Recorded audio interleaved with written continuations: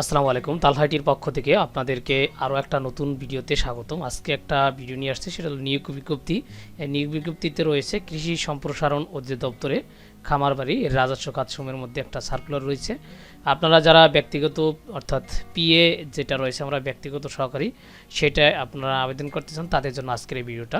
চলুন আমরা সার্কুলারটা দেখে আসি। সার্কুলারের মধ্যে আমরা দেখতে পাচ্ছি যে এটা হলো 28/2/2024, এই কিছুদিন আগের সার্কুলার। এটা হলো কৃষি সম্প্রসারণ অধিদপ্তর খামারবাড়ি ঢাকায় রাজস্ব খাতভুক্ত নিম্নোক্ত পদসমূহে অস্থায়ী সরাসরি নিয়োগের জন্য প্রকৃত বাংলাদেশের নিকট হতে নিম্নবর্তী শর্তাবলক্ষে অনলাইন অর্থাৎ dae.gov.bd ওয়েবসাইটে দরখাস্ত আহ্বান করা যাচ্ছে। অনলাইন ব্যতীত কোনো আবেদন গ্রহণযোগ্য হবে না। www.prpd অর্থাৎ এখানে আপনি এটা আবেদন করার জন্য আপনাকে dae.gov.bd ওয়েবসাইটে প্রবেশ করতে হবে। আর এইটা হলো ব্যক্তিগত সহকারী, গ্রেড থাকবে 13, অস্থায়ী। আপনার পদের সংখ্যা 99টি, বেতন স্কেলটা হলো 11,000 থেকে 26,590 টাকা। আপনাকে কোনো বিশ্ববিদ্যালয় হতে আপনার অনার্স পাস থাকতে হবে অথবা সমমানের ডিগ্রি থাকতে হবে।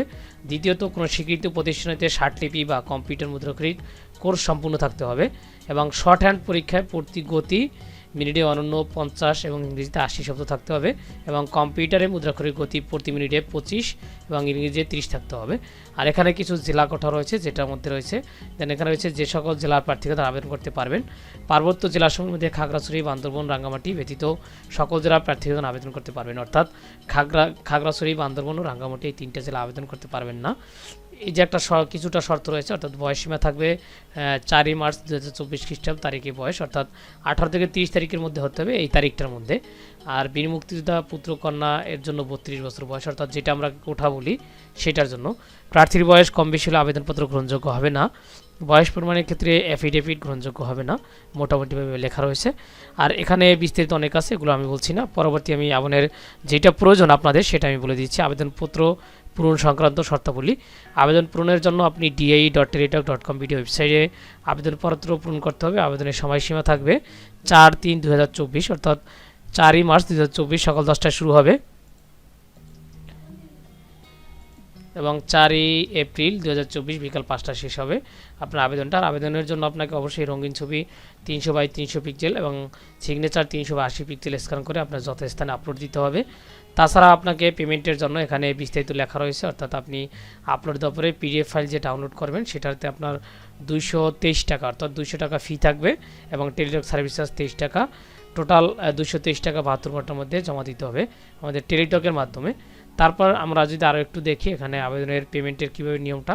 প্রথমে আপনি আবেদন করার পরে DA স্পেস ইউজার আইডি, অর্থাৎ আবেদন করার পরে আপনার অ্যাপ্লিক্যান্ট কপিতে যে ইউজার আইডি আসবে সেটা দিয়ে আপনাকে 16322 নম্বরে পেমেন্ট করতে হবে।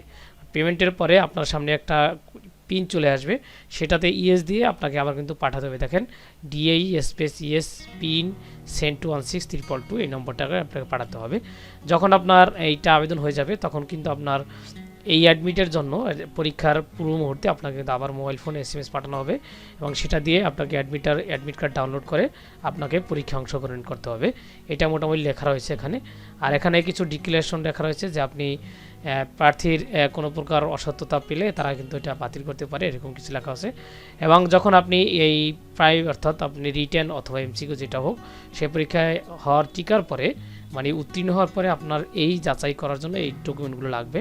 আমার স্ক্রিনে দেখা যাচ্ছে প্রথম দিকে লাগবে প্রার্থীর সকল শিক্ষকতা যোগ্যতার সনদপত্র এবং ইউনিয়ন পৌরসভা, সিটি কর্পোরেশন, ক্যান্টন ইত্যাদি থেকে নাগরিক সনদপত্র, মহিলা কোটা অথবা অন্যান্য কোটার দাবি সমর্থনে প্রদত্ত সনদপত্র, বীর মুক্তিযোদ্ধা হলে সেটারও সনদ লাগবে, প্রথম শ্রেণী গেজেটের কর্মকর্তা কর্তৃক প্রদত্ত চারিত্রিক সনদ, জাতীয় পরিচয়পত্র, জন্ম সনদ, সত্যায়িত অনুলিপি এবং অনলাইন কপি, এগুলো আপনার প্রয়োজন হবে।